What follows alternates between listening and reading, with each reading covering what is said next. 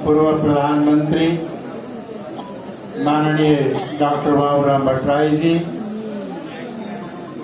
मध्य प्रदेश के, मैं अपनी ओर से और पार्टी की ओर से आप सबों का हार्दिक स्वागत करता हूं और आप सबों को बहुत सारे बधाइयां देना चाहता हूं। राजेश मान जी, कल तक तो हम लोग एक ही पार्टी में थे, फिर एक ही में हो गए, तो इससे बड़ी खुशी क्या होगी। हम लोग कल भी एक साथ थे, साथ साथ कार्यक्रम किया करते थे, आंदोलन भी साथ साथ करते थे, और आज कुछ ही समय के इंटरवल के बाद फिर हम लोग एक साथ हुए हैं। ये पार्टी के लिए बहुत बड़ी बात है। और उनके प्रवेश से परसा जिला में और इससे और जगहों पर भी काफी प्रभाव पड़ा है, और परसा जिला को सभा में जाना भी है। इसलिए मैं आप लोगों से क्षमा चाहता हूं कि मैं बीच में ही आकर के टपक गया और कुछ शब्द आप लोगों के बीच में रख के फिर मुझे दूसरी सभा में जाना है। और हमारे जाने के साथ साथ काफी साथी लोग, काफी वक्ता लोग बोलेंगे। हमारे मुख्यमंत्री जी हैं, संघीय परिषद के अध्यक्ष जी हैं, यहाँ के वक्ता लोग हैं, उन सारे सभी साथियों का बातों को सुन करके ही आप लोग जाएंगे। यह बीरगंज नगरी, यह मधेश आंदोलन का ही नहीं, पहले चाहे वो 2007 साल के आंदोलन हो, चाहे जन आंदोलन हो, चाहे मधेश जन विद्रोह हो, हर आंदोलन में परसा और खास करके बीरगंज का अपना ही महत्वपूर्ण भूमिका रहा है। और इस बीरगंज महानगरी में मधेश का आंदोलन का झंडा पहले भी फहरा रहा, और अब भी और आने वाले दिन में भी हम यहाँ क्रांति की मधेश जन विद्रोह के झंडा को हमेशा फहराते ही रहेंगे। भारत मधेश आंदोलन के साथ साथ इससे पहले बहुत बड़ी आंदोलन और भी हुई, जिसमें खास करके सशस्त्र विद्रोह, मधेश जन विद्रोह, लगाए के आंदोलन, जन आंदोलन, लगाए के आंदोलनों का आज ये परिणाम हुआ है कि नेपाल संघीय लोकतांत्रिक गणतंत्र बना। और जिस देश में मधेशियों को मगी से मरसिया, धोती भाई, बिहारी, क्या क्या न क्या क्या कह के उन्हें अपमानित किया जाया करता था, आज मधेश प्रदेश बना है। और हम सब गौरव से कह सकते हैं कि हम मधेश प्रदेश के हैं और मधेसी हैं। नाम तो कम्युनिस्ट है, झंडा भी कम्युनिस्ट ही है, लेकिन धंधा कुछ और है। कम्युनिस्ट के नाम पे उन्होंने किसी जमाने में राजा महेंद्र का मेची अंचल, तो बागमती अंचल, तो गंडकी अंचल, यानी नदियों के नाम पे अंचल राजा महेंद्र ने बनाया। तो उसी के चेला कहिए या अनुयायी कहिए, केपी शर्मा ओली ने क्या कर दिया कि नदियों के नाम पे प्रदेश बना दिया, बागमती प्रदेश। भाई कोई, उन्होंने प्रदेश का नामकरण करके वहां के जो विभिन्न समुदाय रही हैं, नेपाल एक ऐसा मुल्क है जो बहुराष्ट्रीय मुल्क है। यहाँ कई राष्ट्र हैं, कई जातियां हैं जिनकी अपनी इतिहास, वेशभूषा और संस्कृति रही है। हम चाहते हैं उनकी राष्ट्रीय पहचान के आधार पर प्रादेशिक नामकरण। भारत में भी आसाम बना है, असम क्यों? क्योंकि वहां के बासिंदे असमी लोग हैं। नागालैंड कहा गया क्यों?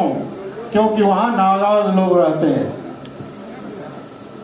क्यों जैसे पंजाब कहा गया है?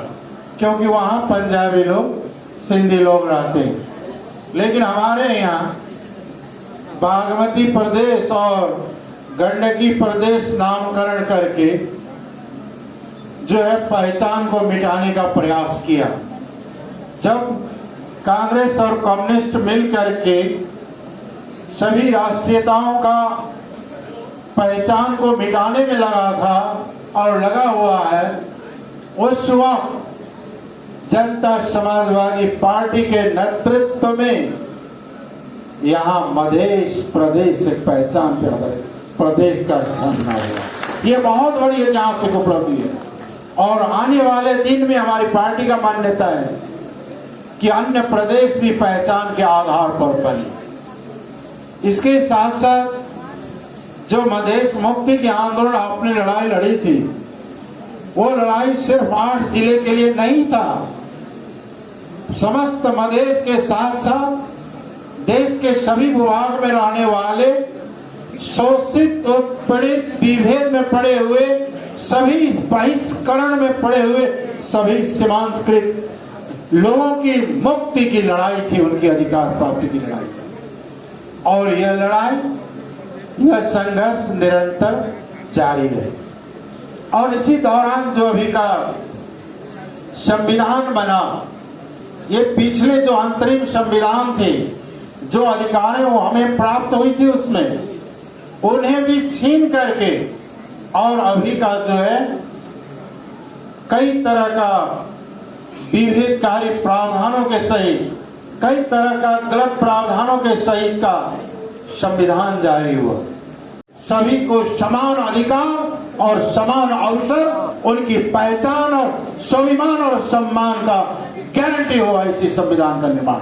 इतनी महंगी हो गई है कि सबका हिम्मत भी नहीं होता है कि चुनाव लड़े। इसलिए निर्वाचन प्रणाली को बदलना होगा,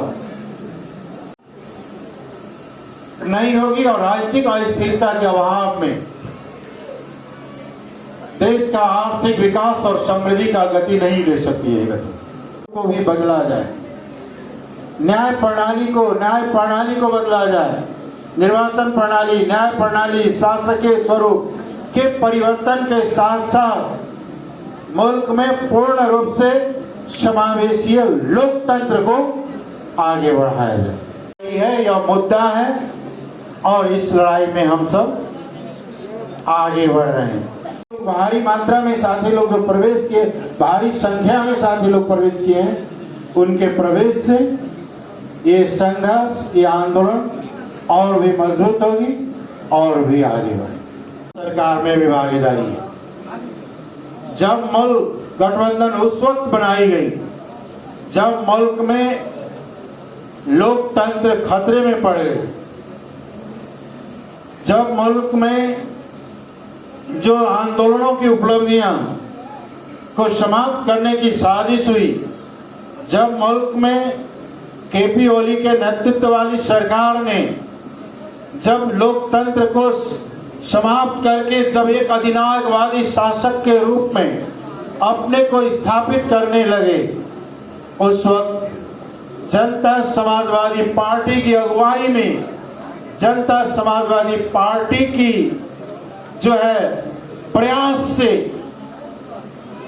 एक गठबंधन बनाई गई और जो केपी ओली का जो गैर लोकतांत्रिक एक निरंकुशवादी चरित्र और स्वभाव था और उस वक्त जो मुल्क को ले जाने का प्रयास किया जा रहा था, उसे धराशायी कर दिया गया और लोकतंत्र का आज रक्षा हुआ है। संविधान संशोधन, समावेशीकरण, संघीय प्रणाली का कार्यान्वयन लगायत के बहुत सारे विषयों को समझा गया है, उसमें लिखा गया है। लेकिन बड़ी दुख की बात है कि नेपाली कांग्रेस के नेतृत्व के सरकार ने वो साझा नीति और कार्यक्रम को बिल्कुल अनदेखा करके चल रही है। उसे कार्यान्वयन करना चाहिए। जिस साझा नीति और कार्यक्रम के अंतर्गत जो सरकार बनी है उसे सरकार प्रधानमंत्री जी कार्यान्वित करें। पता नहीं नेपाली कांग्रेस को क्या हो जाता है, सरकार में आने से पहले बहुत सारे बातें करते हैं, बहुत सारे दस्तावेजों में, समझौतों में, सहमतियों में हस्ताक्षर भी करते हैं, लेकिन कार्यान्वित करने के लिए क्यों पीछे हो जाते हैं। और भारत के साथ रिश्तेदारी का संबंध है, जो कहा जाता है बेटी रोटी का संबंध है, कई तरह की सांस्कृतिक संबंध है। इस संबंध को मजबूत करते हुए नेपाल सरकार को चाहिए कि हमारे पड़ोसी मित्र राष्ट्र और नेपाल का हमेशा सहयोगी रहा दक्षिण के भारत के साथ अच्छे से अच्छे संबंध को बनाने के लिए आगे बढ़ाने का प्रयास करें। एक शुरुआत हो रही है, वह है अभी स्थानीय तह का निर्वाचन। जनता समाजवादी पार्टी सभी जगहों पर, सभी सीटों पे अकेला चुनाव लड़ा था कल, आज भी लड़ने का ताकत रखता है। फिर भी हम चाहते हैं कि हमारे जो नजदीक के मित्र लोग रहे हैं, जो किसी और के खातिर, किसी और के कहने पर अपने पार्टी को फोड़ करके छोटी सी टुकड़ा लेकर के, कटोरा लेके घूम रहे हैं, उन्हें भी मैं कहता हूं आओ हम लोग मिलकर फिर भी साथ चले।